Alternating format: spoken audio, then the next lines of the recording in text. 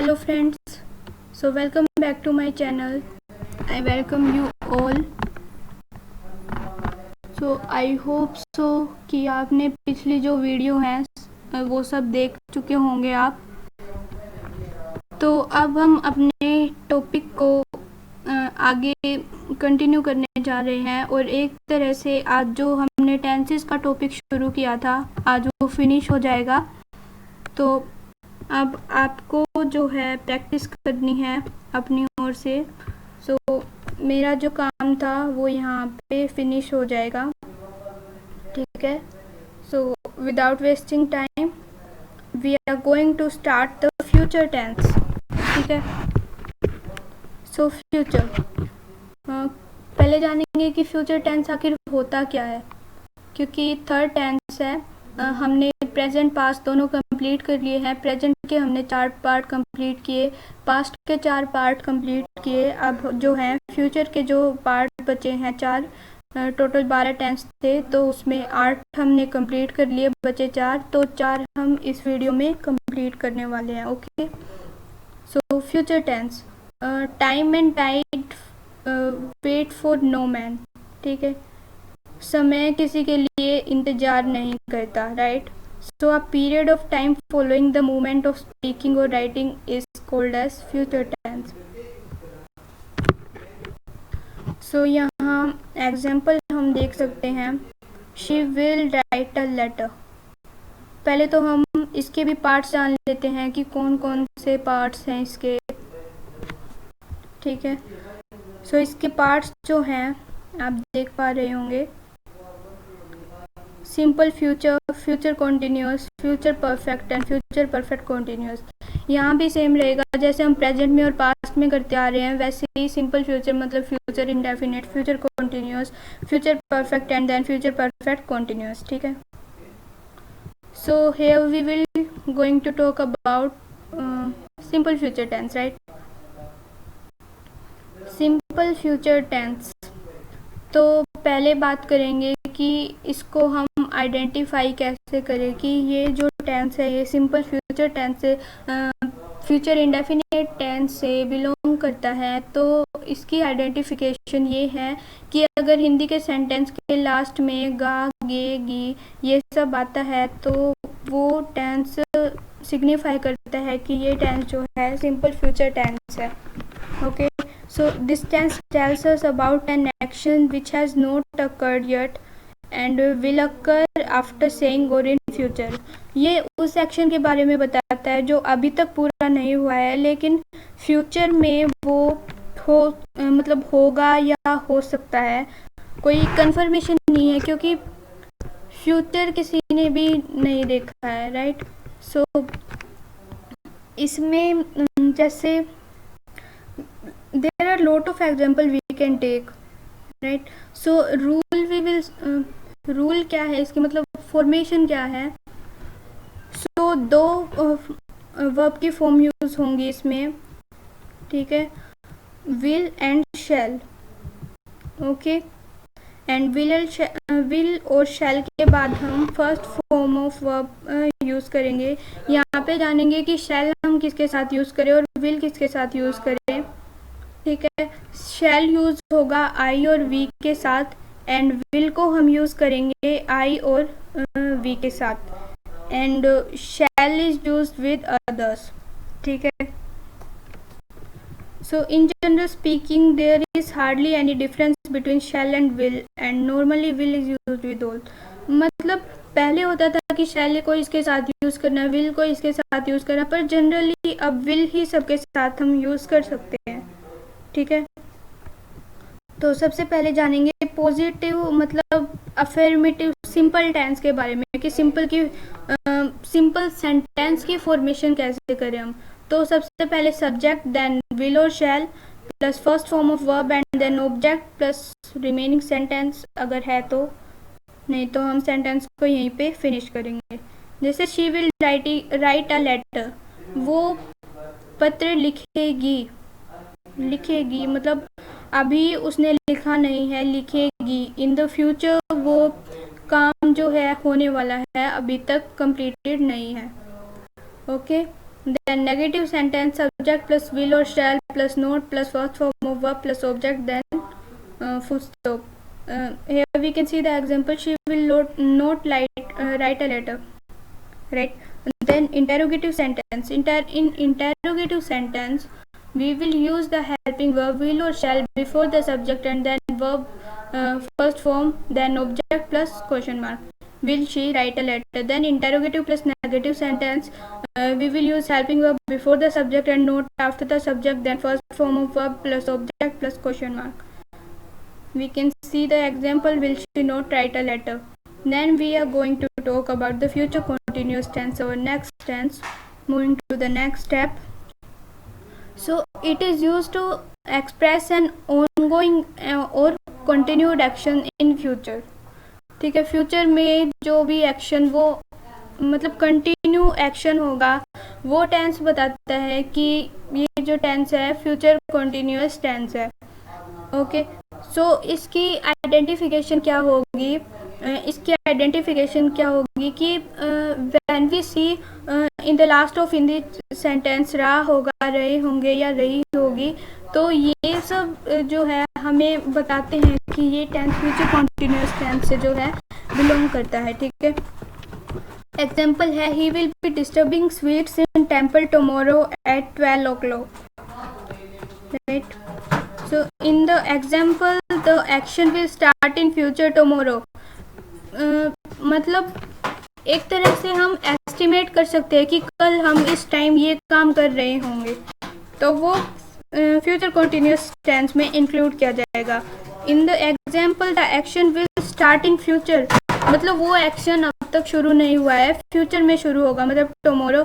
And action is thought to be continued till some time in future. ठीक है, we use the future continuous to talk about something that will be in process at or around a time in the future. ठीक है, so इसकी मैंने आपको identification बता दी. अब formation जो है वो उसकी बात करते हैं.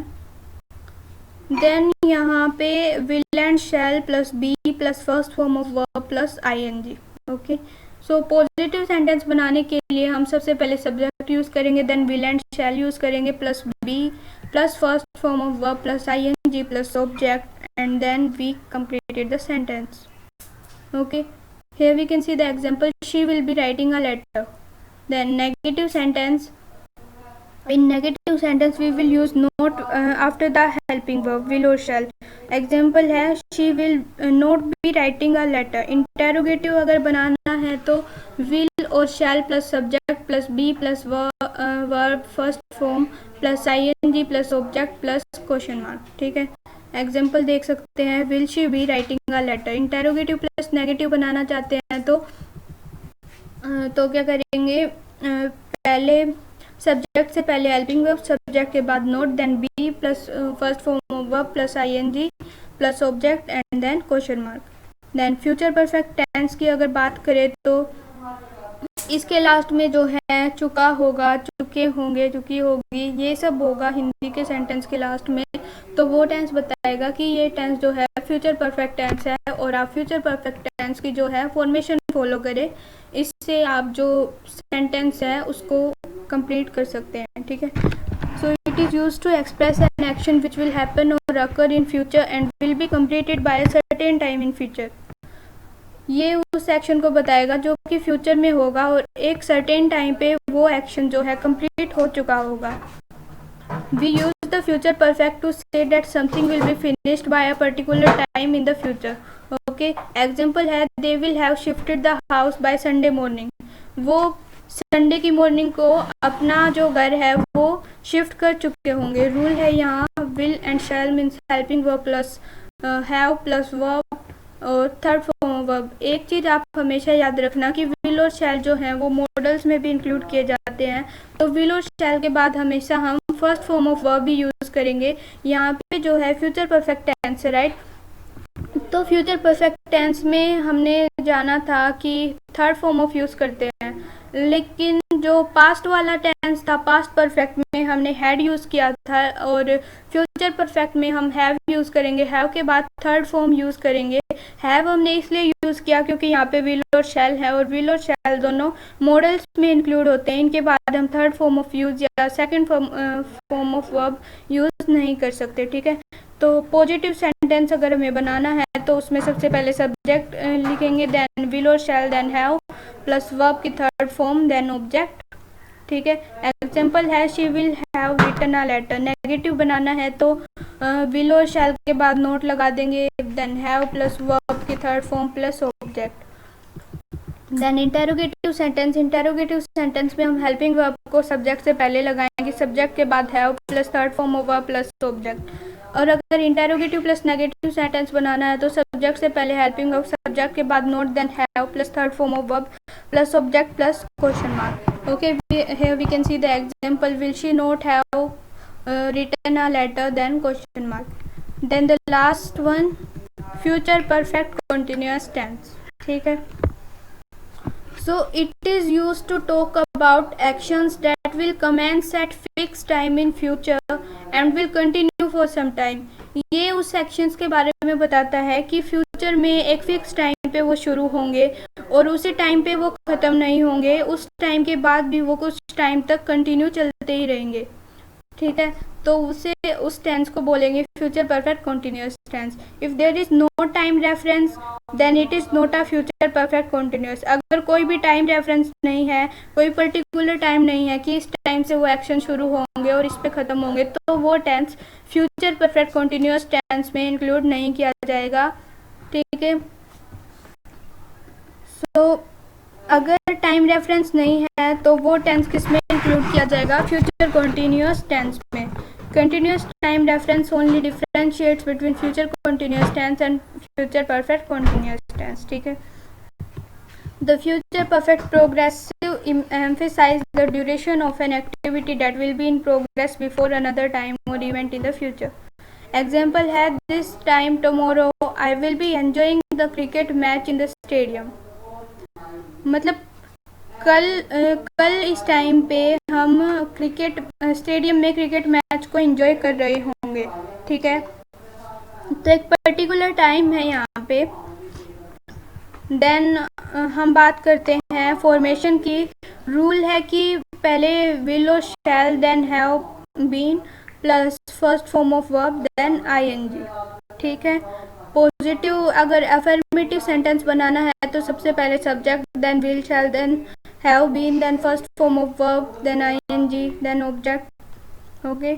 एग्जाम्पल है she will have been writing a letter. Negative बनाना है, विल शैल के बाद नोट लगा देंगे, बाकी सब सेम रहेगा। She will not have been writing a letter. Interrogative बनाना है, सब्जेक्ट से पहले हेल्पिंग वर्ब्स को यूज़ कर देंगे और लास्ट में क्वेश्चन मार्क लगा देंगे, बाकी सब सेम रहेगा। Will she have been writing a letter. अगर इंटेरोगेटिव प्लस नेगेटिव हम बनाना चाहते हैं तो विल और शैल को सब्जेक्ट से पहले, नोट को सब्जेक्ट के बाद, then have been, then first form of verb, then ING, then object and then question mark. So example यहाँ दिया है will she not have been writing a letter, okay.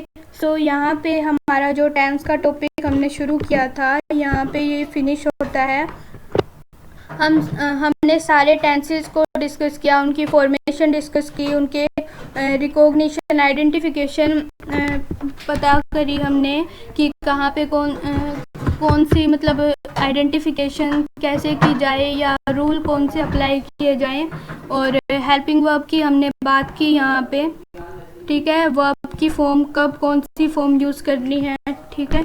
तो इन सब को आप एक बार अपना खुद का एक फ्लो चार्ट बनाइए और सारे रूल्स को एक जगह लिखिए। और अगर आप सारे रूल्स को एक जगह लिखते हैं तो आपको जो है वो चीज़ें बार बार रिमाइंड होती रहेंगी। आपको बार बार दूसरे मतलब पेजेस को खोलने की ज़रूरत नहीं है। एक छोटे से की नोट्स बनाइए अपने, या अपनी दीवार पे लगाइए, कहीं भी लगाइए जहाँ से आप कोई भी काम करते करते भी आपकी नज़र जा सके उस पर, ताकि आपको वो बार बार रिवाइज होते रहे और आप उनको भूलें ना।